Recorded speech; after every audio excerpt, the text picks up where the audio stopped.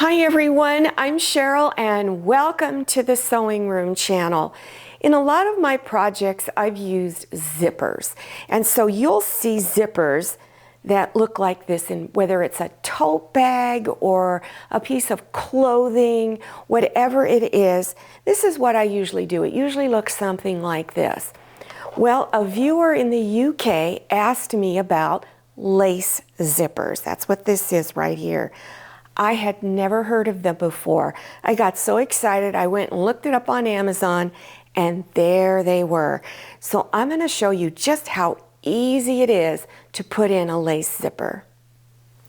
Now I'm going to make a small bag using the lace zipper, and this bag is, you can use it for a cosmetic bag, or you can really use it for anything that you like. Remember, you can make this bag any size. So for this demonstration, you'll need one fabric for the outside that is 9.5 by 17 inches. Then you'll need one for the lining that is also 9.5 by 17 inches. You can use fusible interfacing and fusible fleece, but I'm cutting it just a little bit smaller than the fabric because it keeps the seams from being too thick. So I'm cutting it 9.5 by 16.5. You can use cotton batting if you like, but if you are using cotton batting, then cut it the same as your fabric here. If you're using the fusible interfacing or fusible fleece, you're going to put it on the back side. Now you can put it on the back side of your fabric for the outside of the bag, or you can put it on the lining. I decided to put it on the lining because I like the way it turned out. So on your fusible fleece or fusible interfacing, it's rough. The rough side goes against the back side of your fabric. Then you want to follow package instructions for fusing it on. It's a very simple process.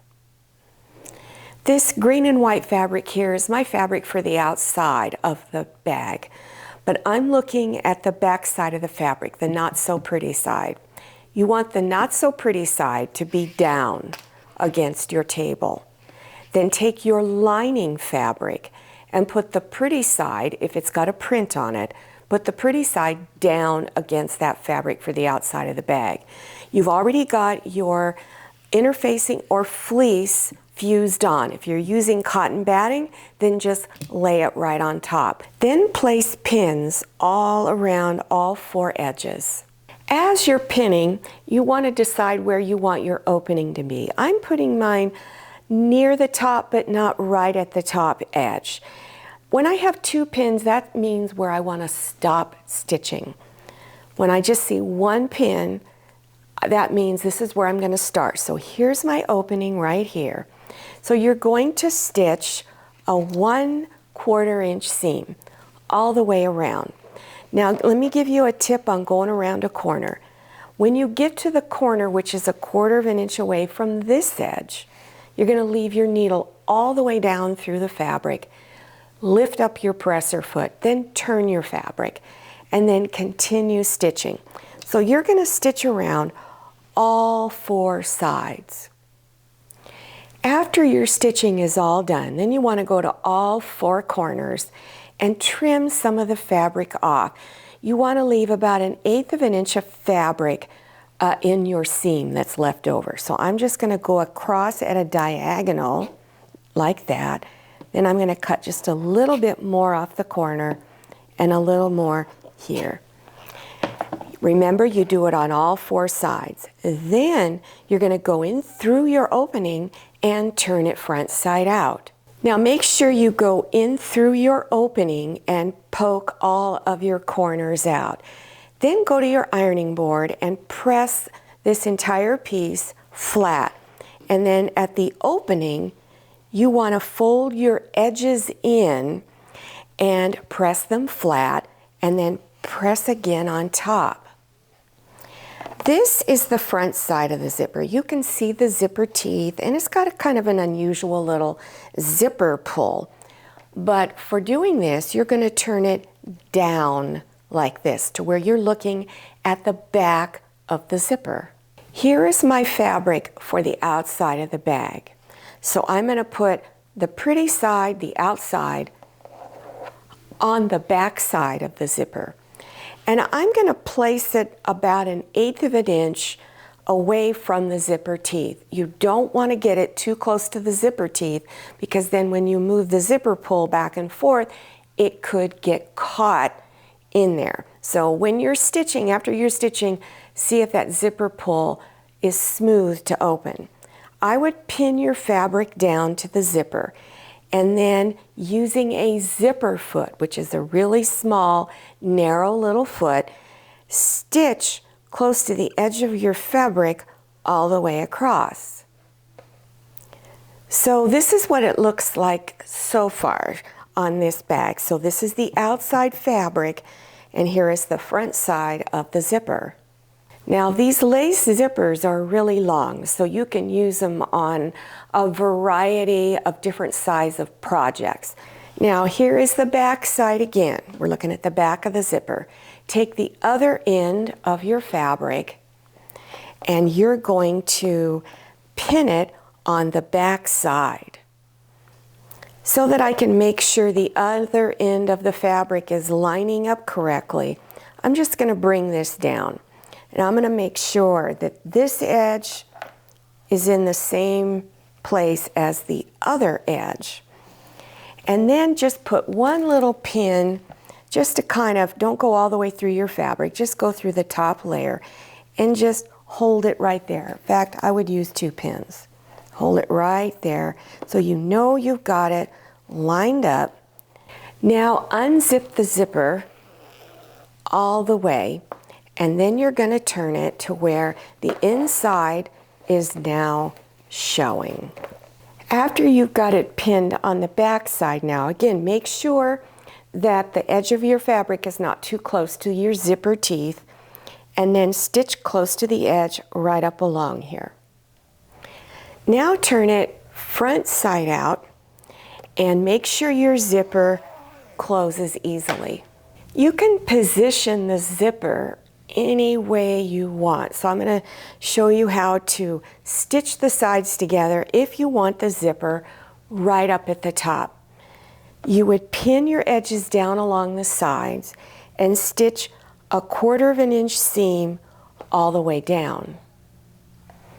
On some of my bags that I make, I actually bring the zipper down a little farther. So I've just folded it. So it went from up here in half to just lowering it down just a little bit. So you have several options there for stitching together. So no matter where you want the zipper placed, once you decide that, you need to unzip your zipper. This is real important.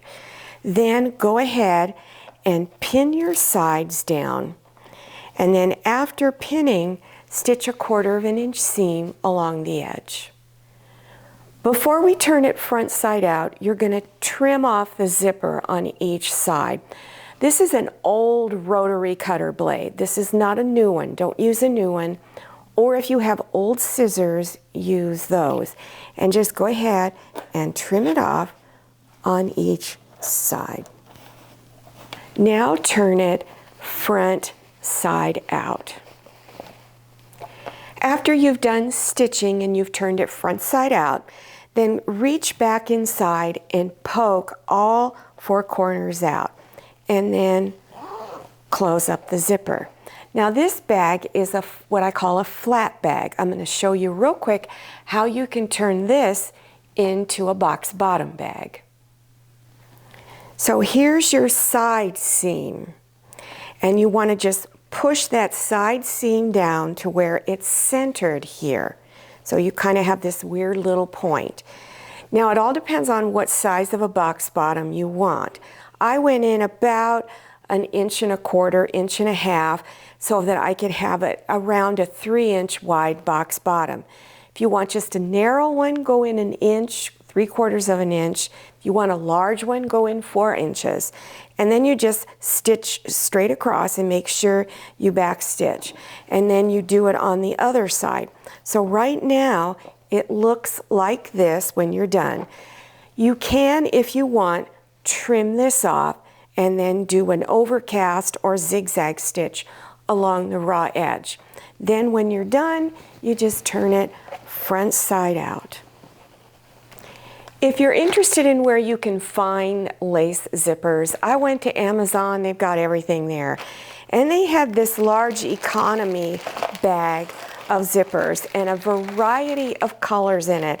And it was a pretty good bargain. I don't remember the exact price, but check it out. If you're interested in this, just go to Amazon.com. Well, I hope you enjoyed this tutorial and that you learned something new. I also hope you try these lace zippers. They're really, really very pretty. Now, if you're interested in other sewing projects, then they'll be listed below your YouTube screen. And also, all of the goodies on the wall behind me, I will have links to those down below your YouTube screen. So scroll down to the description section, click on Show More or the down arrow, and you'll see Expand Open and you'll see all kinds of links.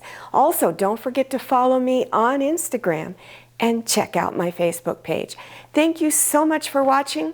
I'll see you next time, and happy sewing.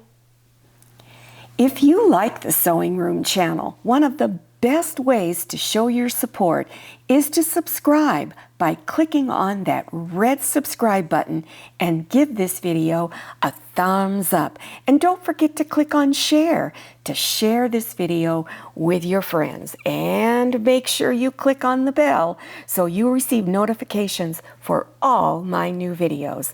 I'm Cheryl, this is Manny, and this is Scotty. See you next time.